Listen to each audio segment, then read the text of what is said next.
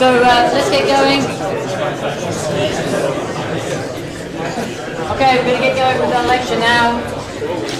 Sooner we get started, sooner we can get finished. At least it's warmer in here today.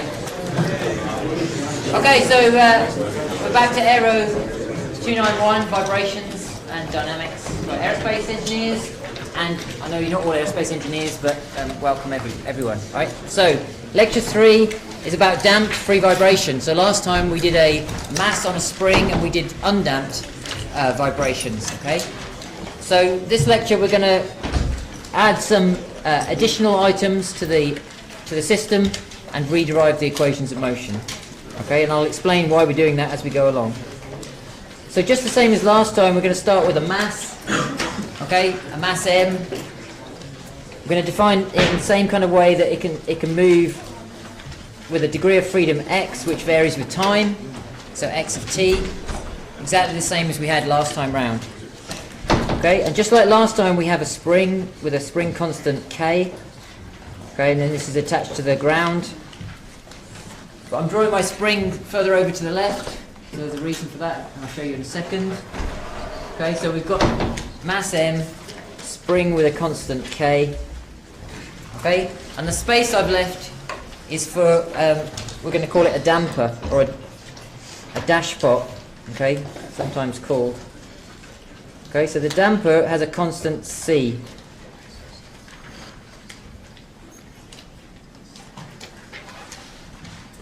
Okay, the reason it's drawn like this, it's supposed to be a bit, you know, like a syringe with fluid inside it. It's supposed to be something like that. So it's like a plunger inside a cylinder.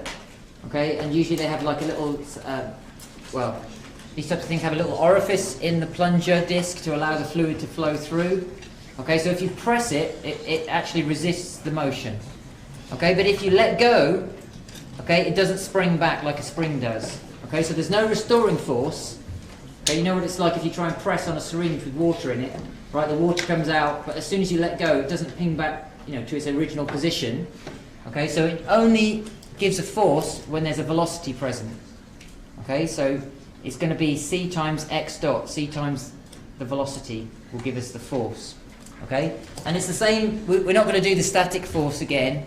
Okay, but this doesn't come into the static force because if you put the mass on it, okay, the spring tries to push back up, but the damper does initially, but eventually the damper will find an equilibrium position where it's not pushing back, okay, because the fluid will just equalize. Okay, so we're just going to consider the dynamic analysis, if you like.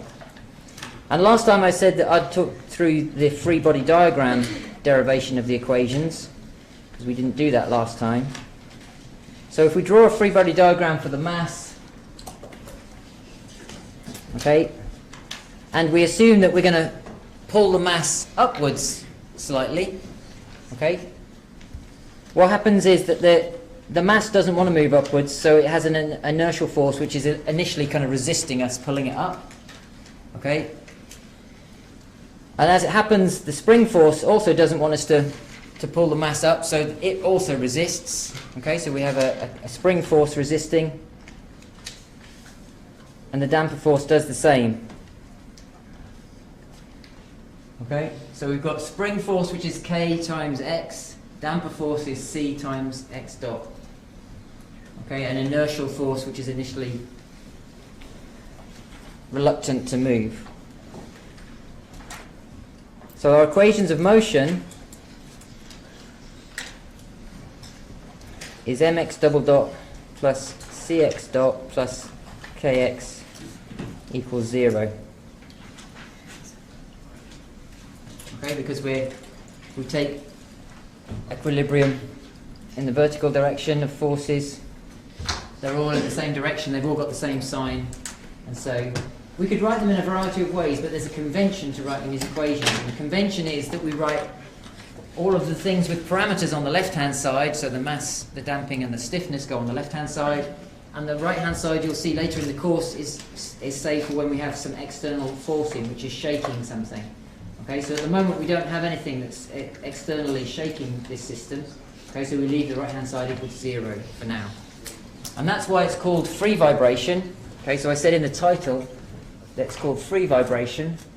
All right, and that means that this right-hand side is 0.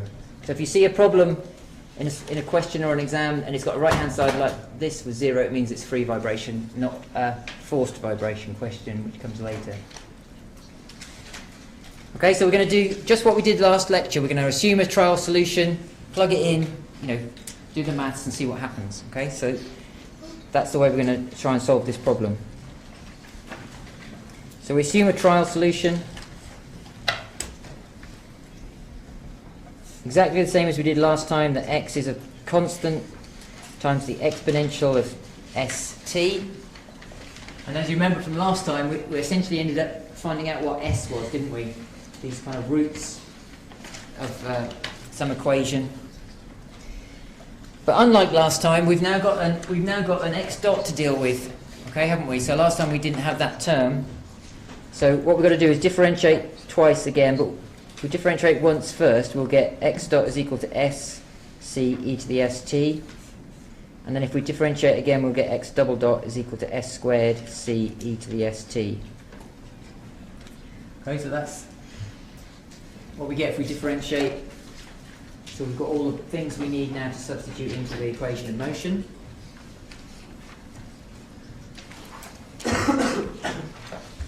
So if we substitute those into the equation of motion, well, what we get is ms squared plus cs plus k times c e to the st equals 0.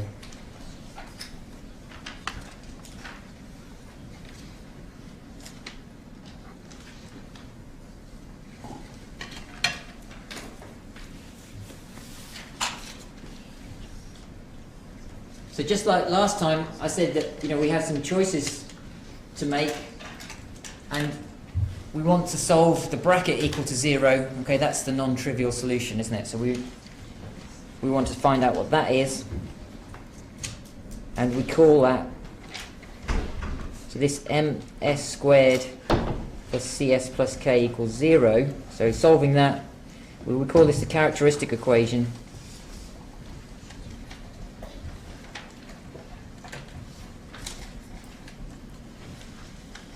Okay, and we want to find the solutions to that, to work out what these s quantities are. Okay, so we can put them back into our assumed solution.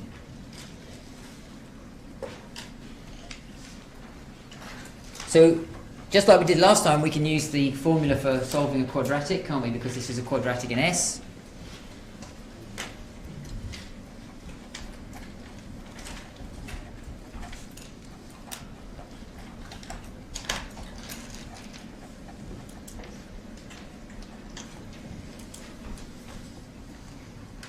So, I think we can probably just jump straight into that. So we can say that the solutions S1 and 2 are equal to minus c plus or minus the square root of c squared minus 4mk, all divided by 2m.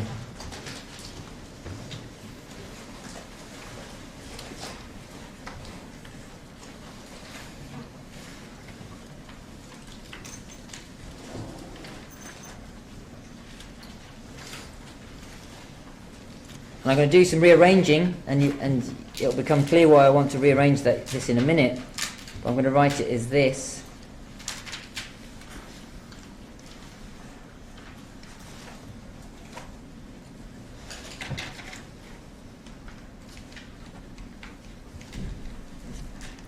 Okay, so I'm going to write it like that.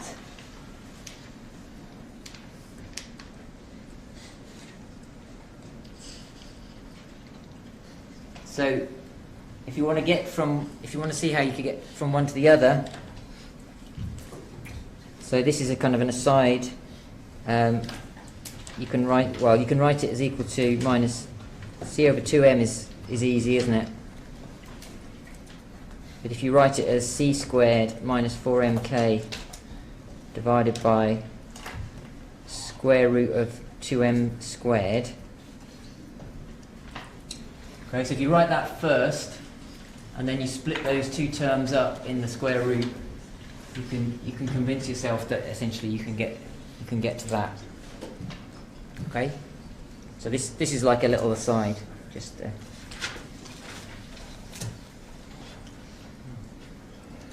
so we've got a solution for S. Okay, so we know what S1 and 2 are. So just like we did last time, our solution for X is now equal to C1 e to the S1t plus C2 e to the S2t. But of course this time S1 and S2 are different because this is a different case, right? Okay, this has got a damper included, whereas in the previous case we didn't have a damper included. But it's the same idea that if you've got multiple solutions for this type of differential equation, you can just add them together. That's also the solution.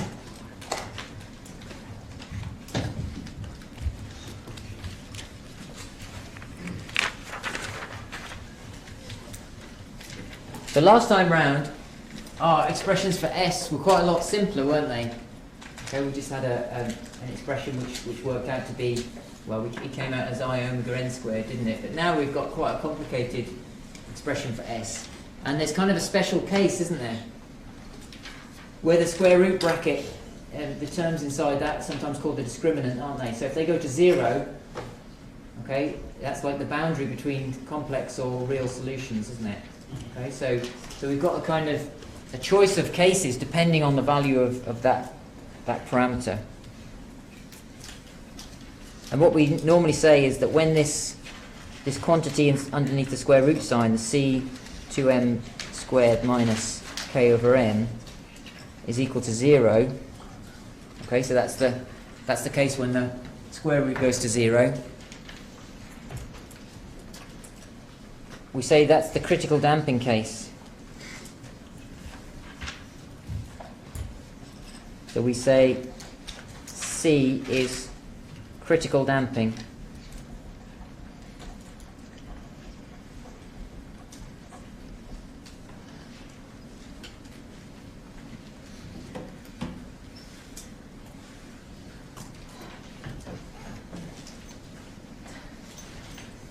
So what that means is that if we rearrange this expression here, we can get an expression for the critical damping, okay, because that's true when this whole thing is 0. Okay, so we end up with, so we move this across to here and rearrange, and we get that the C subscript C, so the little subscript C means critical, okay, is equal to 2 times the square root km. Okay, so that's from rearranging this thing.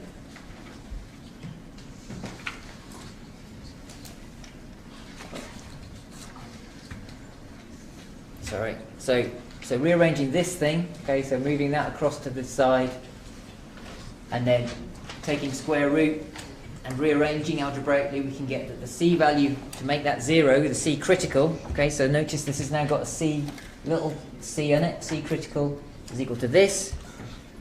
Okay, and it turns out that that's also equal to 2 times m omega n. Okay, so if you remember from last time, omega n was the square root of k over m, wasn't it? Okay, so we use the powers of root m. We can write this quantity like this.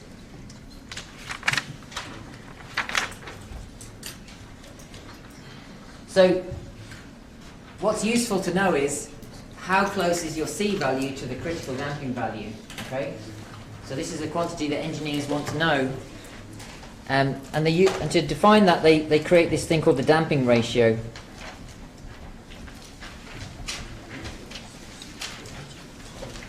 which they call zeta. So this curly little thing is the Greek zeta.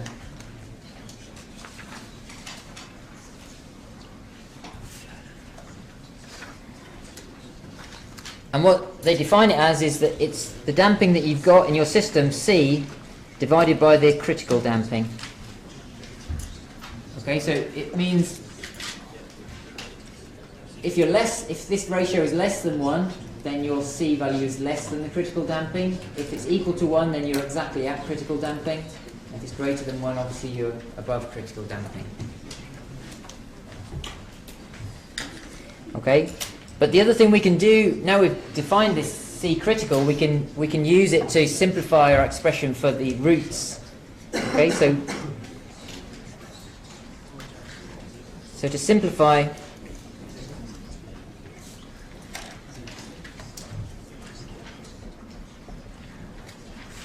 the expressions for S1 and 2,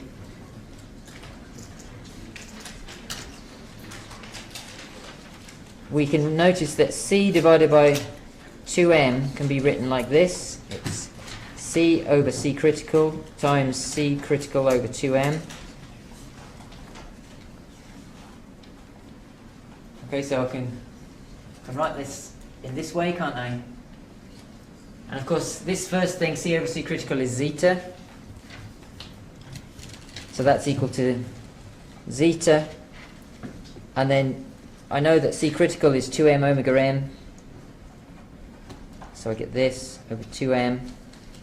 So these things cancel out. And so I end up with zeta omega n.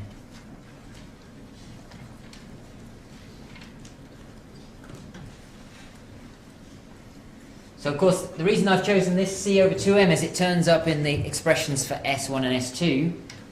Okay? So it means I can plug this slightly simpler expression back into the expressions for S1 and S2. Okay, so now my S1 and S2 looks like this. It's minus zeta omega n plus or minus the square root of zeta omega n squared minus omega n squared.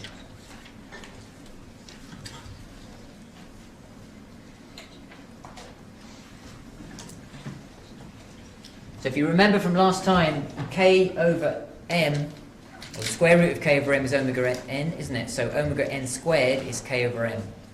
Okay, so that's why that comes in there. So now I've got omega in every term, and because I've got a square root here, I can take the omega n squareds out of that bracket and put an omega n in front of it. Okay, so I can actually take omega n out of everything and end up with an expression like this.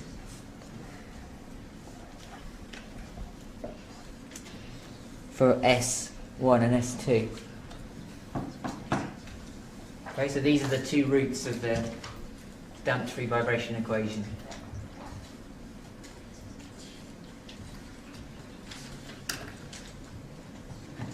And what's useful about these two parameters, zeta and omega n, if you're doing a real vibration analysis, and you will be when you do your lab, is that you don't have to know what the mass and the stiffness and the damping are.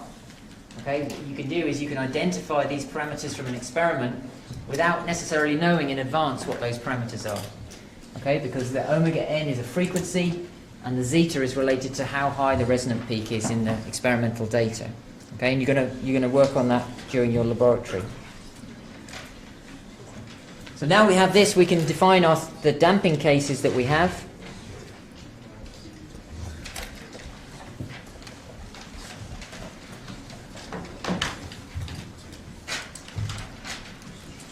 So I said that there was a special case when the square root went to 0. So that means that essentially we've got 3 cases. The first one is called overdamped. And this is when the damping ratio zeta is greater than 1. Okay, so there's a clue in the name. It's overdamped. It means it's very heavily damped.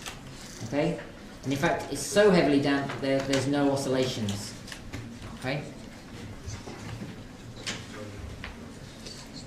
The second case is what we call critically damped.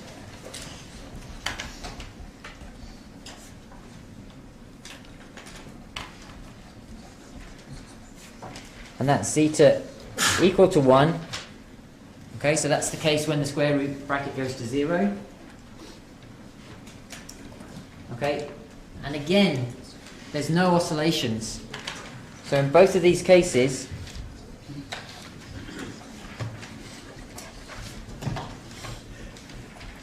There's no oscillations. And in fact, this critically damped case gives you the fastest return to zero.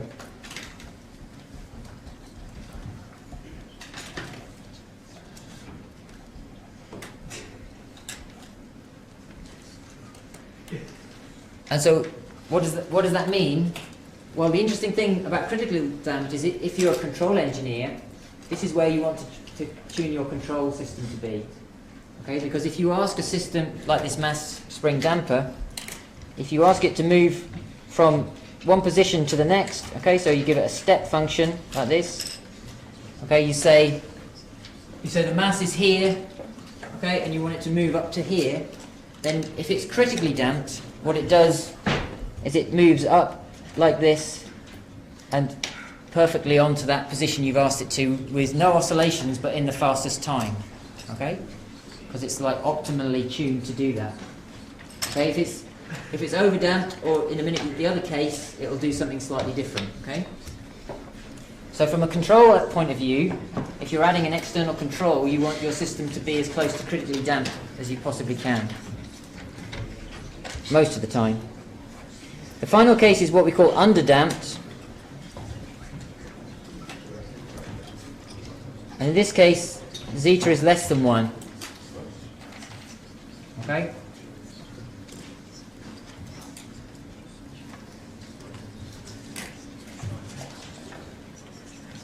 And this is the case that really we're going to study in this course, because this is when you get oscillations. This is when you get proper vibrations happening. And again, it should be kind of obvious, is because underdamped means less damping, or not enough damping to be critically damped. Okay, so if you have less and less damping, you have more and more energy, and so you're more likely to have oscillations. Okay, so this is the case that we're going to study in detail.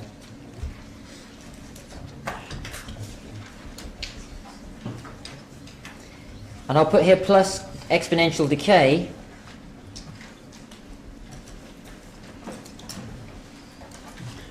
And I'll explain that in a minute when we see what the solution is to this equation. Okay. Now in the notes that are printed in the on mole, you'll find that all of these cases are analysed. Okay, so there'll be an analysis of the solution to all of these cases. In this lecture, and for nearly everything we do, I'm just going to focus on this one. Okay.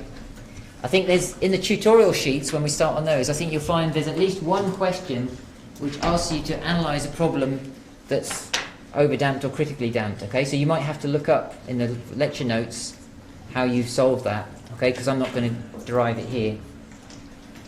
Okay, we're going to focus on the underdamped one. So, how do we solve underdamped vibrations?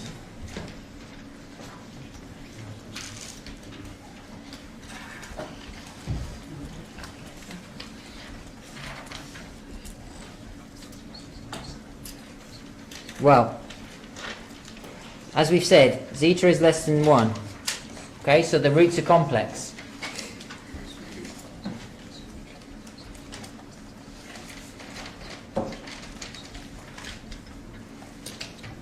But a moment ago, when I wrote them down, it wasn't clear that the roots are complex. Okay, so what we need to do is we need to rewrite the roots like this. S1 and 2 equals omega n minus zeta plus or minus j square root of 1 minus zeta squared. Okay, so how have I got this from our previous expression? Okay, so what I've done is, because zeta is going to be less than 1, okay, it makes sense that we have 1 and we take away the smaller quantity. Okay. In the previous expression, these two were the other way around. So what I've done is I've taken the square root of minus 1 out of this bracket. So I've taken the square root of minus 1 times both of these terms, and I've taken it out, and that's now become j, okay, in front of this square root. And do you see what I mean? And then that changes the order of the terms around. And that makes sense for the underdamped case, because zeta is less than 1. All right, so that makes the part in here then becomes real, doesn't it? Okay. So now it's clear that we've got complex roots because we've got a real and imaginary part. And we're going to write that in a slightly different format. We're going to write it like this. We're going to write minus zeta omega n plus or minus j times omega d. Okay, so this is another one of those frequencies that I was telling you about that we have many of. Okay, so the omega now has a subscript d for damped frequency, okay, or damped natural frequency. And so that's, let's write down what that is. So omega subscript d is equal to omega n times the square root of 1 minus zeta squared.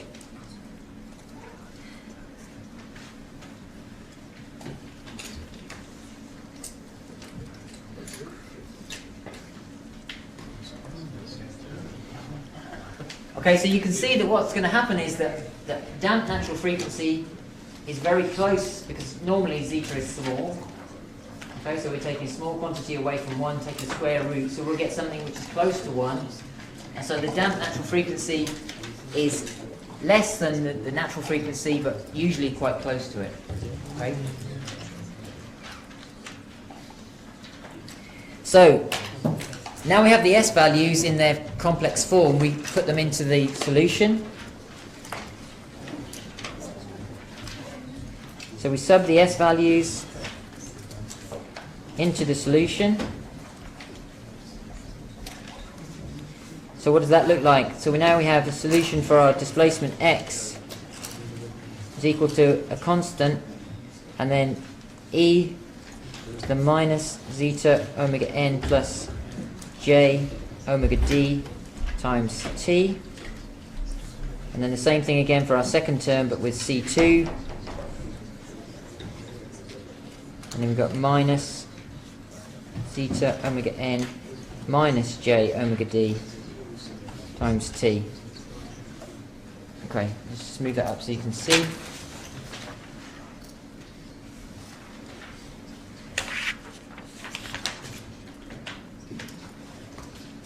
Okay, so we've just dropped S1 and S2 into those exponential terms. Okay, and you can see that straight away what we can do is we can use the properties of the exponential function, can't we, to modify those. Okay, because when we add and subtract things in exponentials, they become multiplying and so on, don't they? Okay, so we can write this like this. We can say that C1 is equal, it's equal to C1 e to the minus zeta omega n t times e to the j omega d times t plus C2 e to the minus zeta omega n t times e to the minus j omega d t.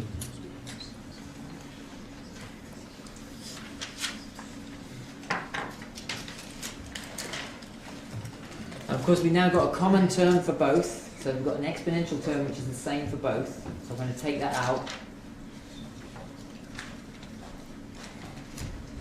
So I'm going to take out the e to the minus zeta omega n t, and then what I'm left with is the constants and the exponential terms with the complex part.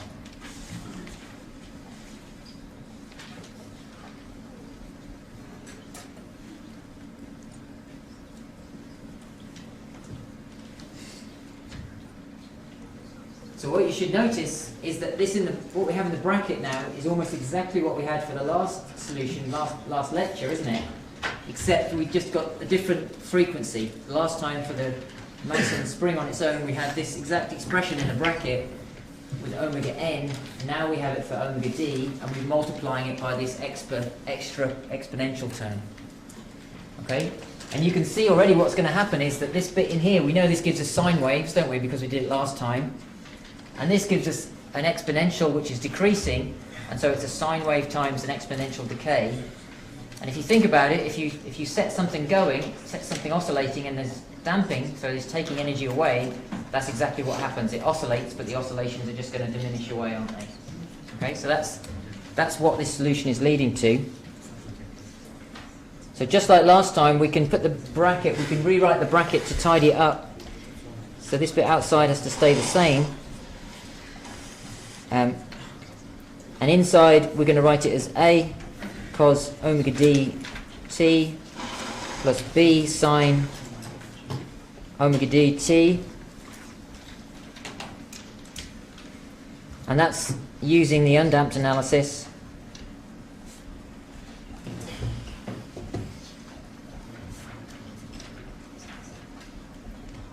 With omega d instead of omega n.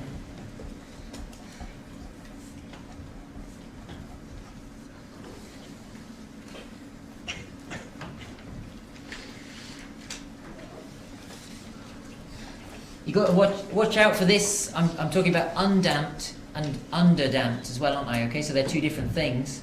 So what we did last lecture is undamped analysis, okay, the mass in the spring without a damper.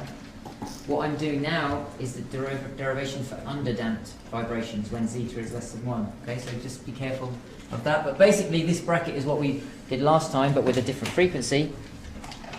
Okay, so we can now put in initial conditions, just like we did last time.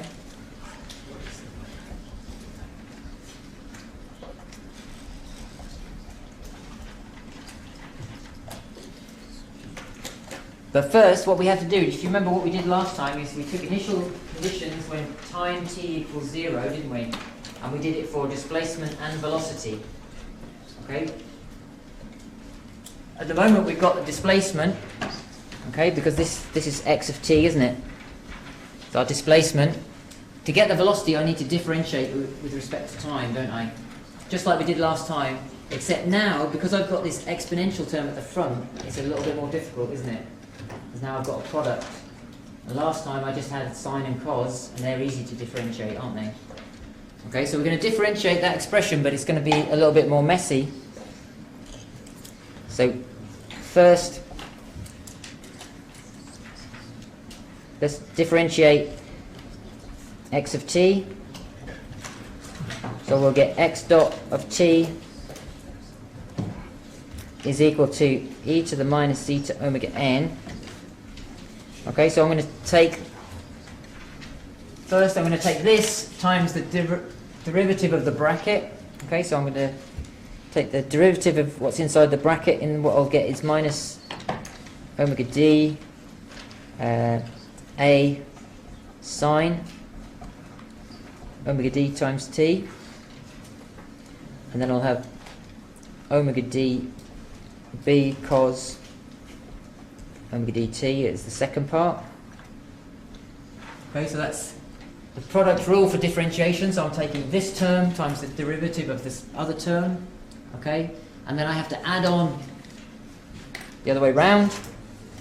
Okay, so now I take the derivative of the first term, which is minus zeta omega n times e to the minus zeta omega n t, and I times it by the bracket, the first term, which was a cos plus b sine, wasn't it?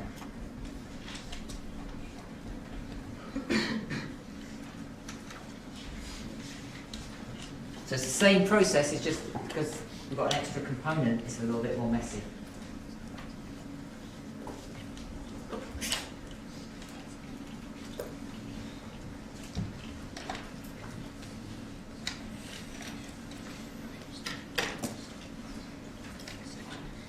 So now we're going to set t equal to 0.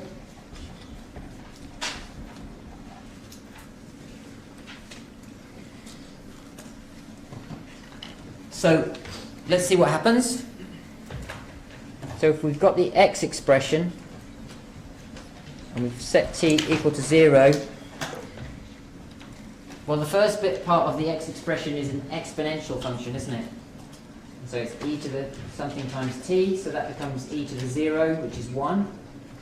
Okay, so we get 1 outside the bracket, and then we've got a bracket, and inside the bracket we've got cos and sine. Okay, so when times 0, sine goes to 0. So we just get, and cos goes to 1, so we get a times 1 plus 0, don't we? Okay, in our system, so this is just equal to a. So x naught is equal to a, or a is equal to x naught.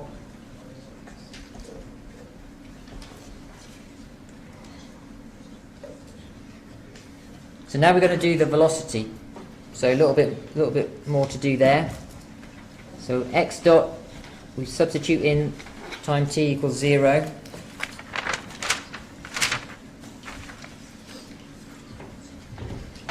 So again, the first thing we come across is this exponential term, which we set t equals 0, and we get 1. Okay, so we get 1 to start with, then we get a bracket. We've got a sine term initially. Okay, so we got so that's 0. Then we've got a cos term, so that cos goes to 1, and we end up with an omega d times b. Okay, and then we've got a whole other term to do. Okay, so the next bit, we've got the exponential term again, which goes to 1, but outside it is a minus zeta omega n. That's times a bracket, and inside the bracket we've got what we had originally. Okay, and so the bracket becomes a plus 0.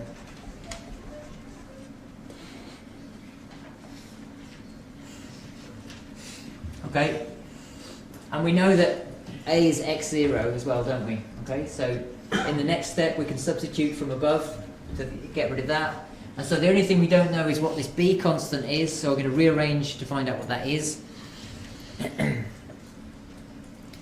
So we end up with x dot 0 is equal to, well, we've got omega d b minus zeta omega n x 0.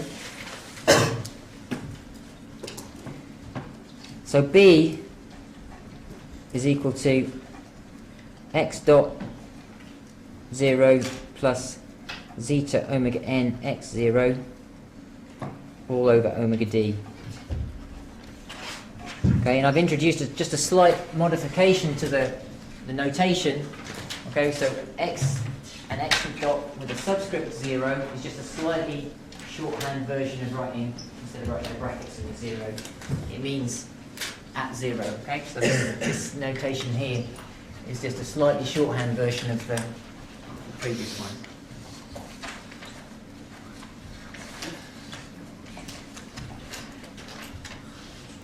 This is perfect for Friday at like 4:37, isn't it? I think, you know, this level of maths. But it's good because we're nearly there. So you guys are doing well. Doing well, and it is Friday, so it's the start of the weekend, essentially, isn't it? This is the way to start your weekend. Okay, so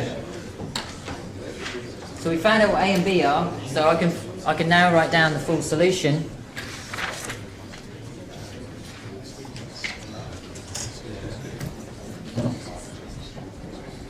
So the final solution is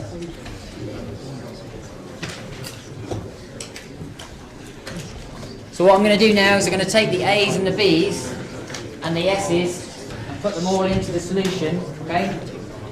And then I'll have my final solution for this problem. So what I end up with is e to the minus zeta omega n times t times a bracket. And in the bracket I've got x naught cos omega dt plus, and then I've got this awkward b coefficient, which is x dot 0 plus zeta omega n x 0 over omega d,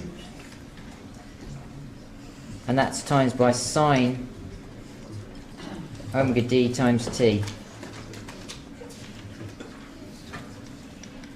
Okay, so that's my final solution.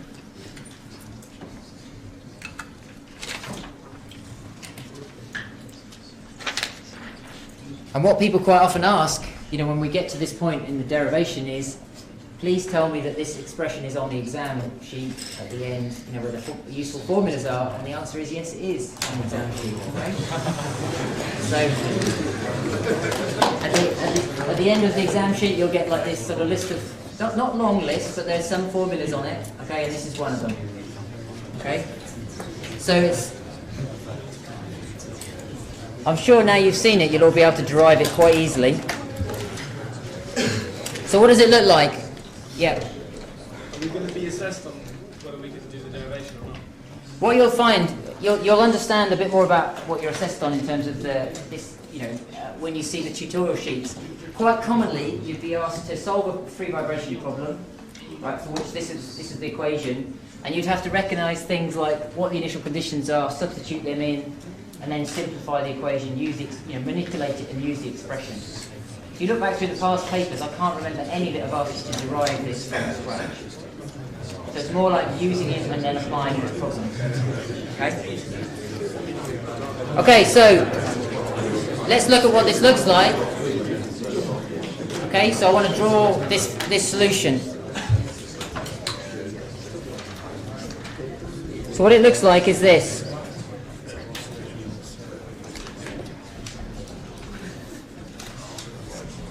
I'm going to draw x against time. Okay?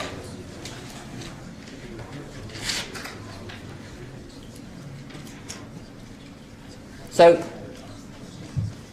what we learned last time is that, and you know anyway, is that if we've got sine plus cos, okay, it can be represented as sine plus a phase shift, can't it? Okay? Or cos plus minus a phase shift. Okay, you can represent a sine plus a cos as a sine wave of some kind. All right, so we're going to have a sine wave here multiplied by an exponential. So what we get is we get an exponential which is decaying like this. Okay, this is our exponential curve, and it's called, quite often we call this an exponential decay envelope.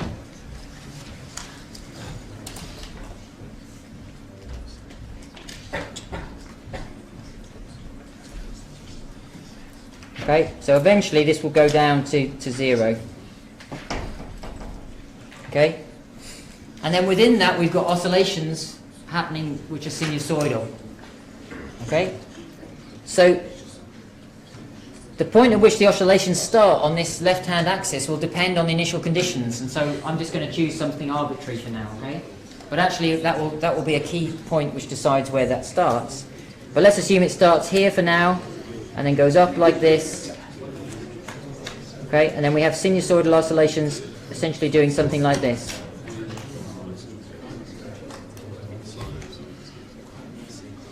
Okay, and then eventually they will then diminish away to nothing. Okay.